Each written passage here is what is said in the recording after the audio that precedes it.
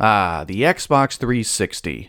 What a time to be alive when this baby launched, setting a new standard in console gaming with high-definition video and surround sound audio. Some of the best games in the history of video games, from Gears of War to Halo 3, Left 4 Dead, Dead Rising, Alan Wake, to many more.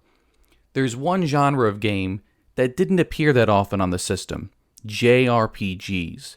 A genre almost non-existent on the console, and yet the ones that did release were pretty damn good. A shame not many people got to experience them.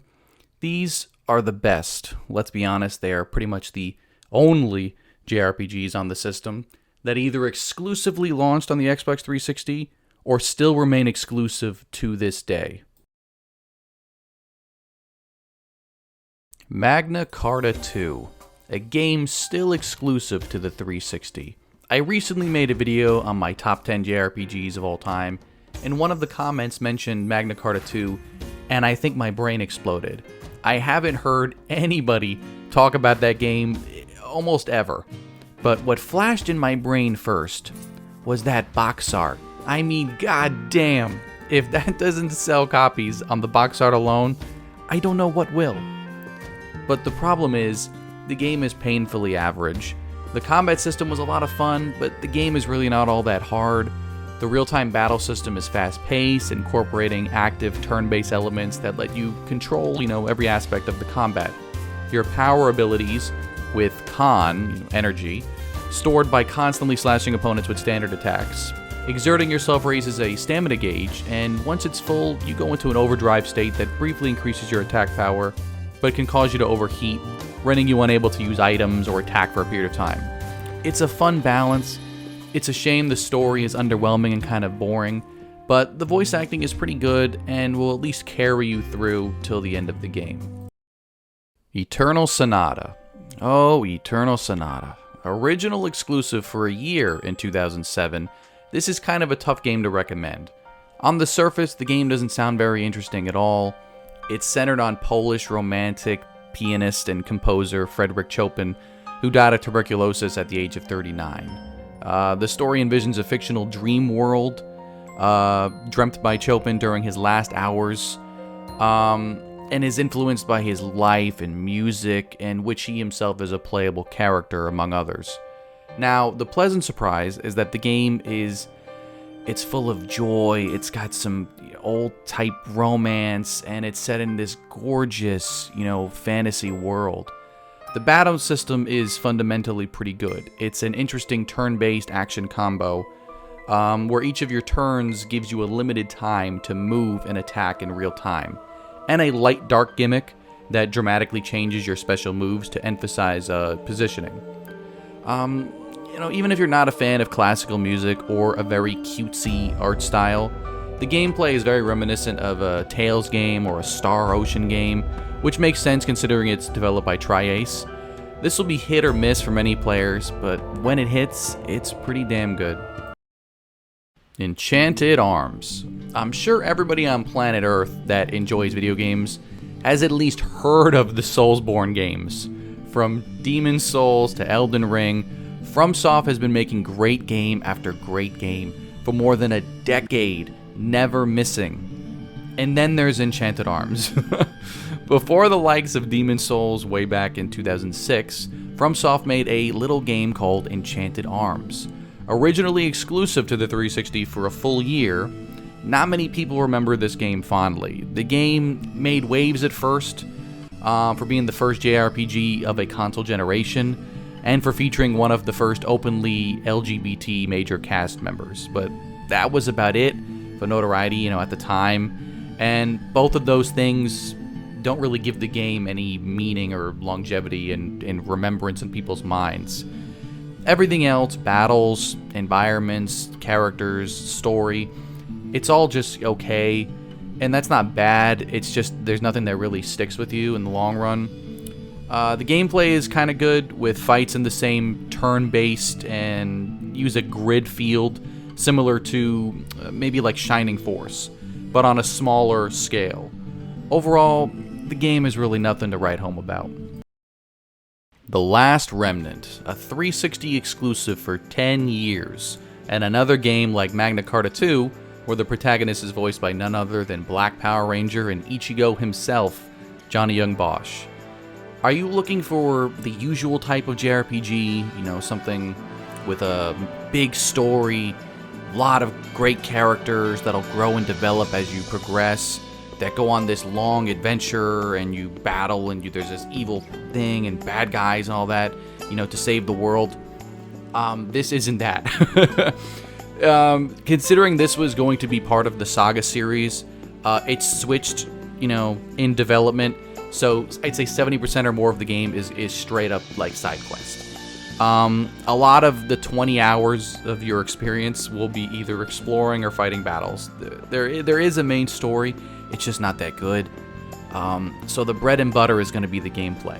So rather than taking control of a small party of 3 or 4 characters, you're controlling basically dozens at a time, which are all organized into smaller groups called unions. Battles are still turn-based, but they place a greater emphasis on positioning and placement.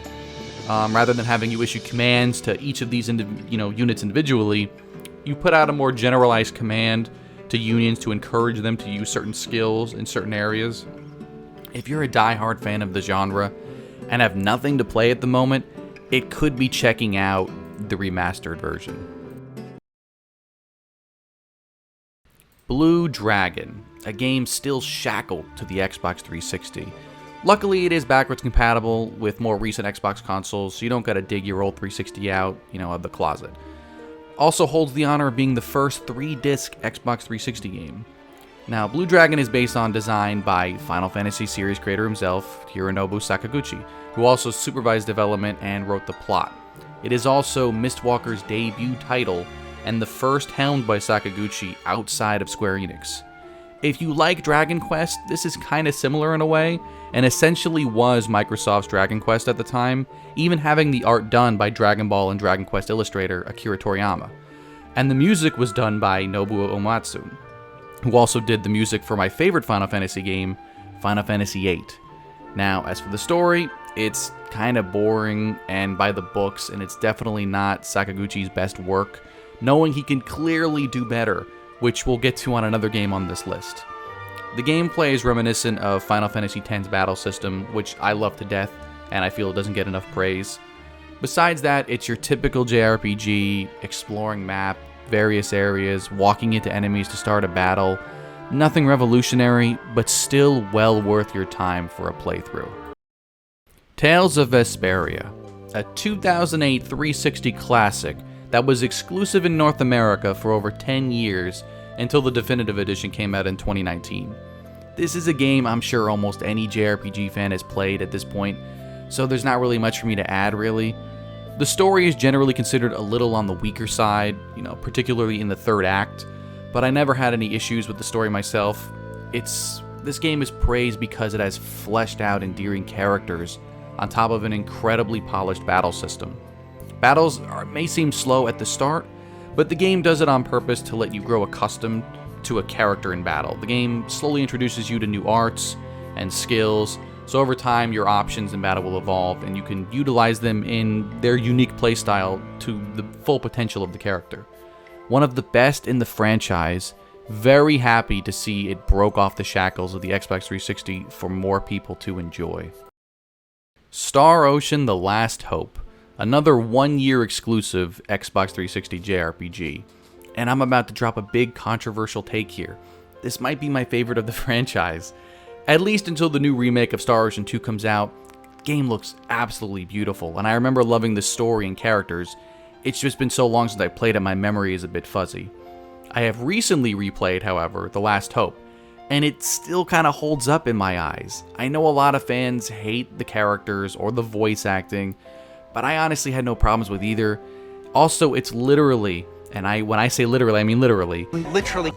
There's literally nothing in this world that you cannot do. Literally filled with penises. Literally. The only Star Ocean game that is about the Star Ocean. You go to different planets all game on a spaceship. Every single other Star Ocean game is almost entirely set on a single generic medieval fantasy world. Now, the combat system is top-notch, especially the same as previous Star Oceans. It's essentially the same, but with a few new additions, including a jump ability that lets you dodge attacks or swoop around behind enemies for a blindside strike. This game got a lot of flack when it released, but after playing the horrible Star Ocean 5 Integrity and Faithlessness, this game may have been judged a bit too harshly. Infinite Undiscovery, another Tri-Ace game, and another game with a permanent home on the Xbox 360. At least this is also backwards compatible with the newer Xbox consoles. If I'm being honest, my previous video on my top 10 JRPGs, I technically did put a non-JRPG game on the list, The Legacy of Goku 2. If you want pure authenticity, you can swap that out and put this game in my top 10. Yes, I said it, I think this is one of my favorite JRPGs I've played. The story revolves around a world that has relied on the moon and its patron deity for special gifts to be bestowed upon the people at birth. At present, a cult has mystically bound the moon to the planet by a chain, so a group of liberators are questing to sever the chains before the moon collides with the world. It is during this moment that Capel is thrown into the mix because he bears a striking resemblance to the leader of this force. Now, what makes the game worth playing varies from person to person, but in general, I'd say it's for the real-time decision-making and combat system. Instead of, the traditional 68 traveling companions, it has a cast of about 18 primary and secondary party members. These members could also be separated into their own backup teams for battle. Now, the combat has a very Star Ocean feel to it, which makes sense as both were developed by Tri-Ace. But this game allows you to connect with another member of your party when you're connected, you can order them to perform 2 preset special attacks. This is necessary for some areas when you need to perform a certain move to get past a puzzle when you're out exploring. I hope more people at least give this game a try, as it's from an era of JRPGs sadly long forgotten. Lost Odyssey. What more can I say about this game I didn't already say in my top 10 JRPGs of all time video? Another game written by none other than Final Fantasy creator himself, Hironobu Sakaguchi, and sadly still bound to the 360 until death do them part apparently. Thankfully, it's also part of the Xbox's backwards compatibility program, so more people have the chance to play it. I don't want to repeat too much of what I've already said in my other video, so if you'd like, you can go check that out to hear my thoughts on it. I'll summarize with this. Lost Odyssey is my favorite JRPG of all time. From a combat system similar to Final Fantasy X, to the characters and story bringing tears to my eyes, no game does to me quite like what Lost Odyssey does. If there is one game on this list I'd ask you to play, it would be this one.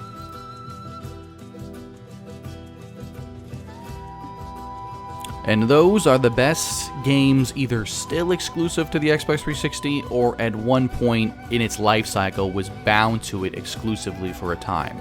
A lot of great games on this list, and it shows that Microsoft can have good JRPG exclusives if they just invest the time and money in it. Thank you so much for watching. I truly appreciate it.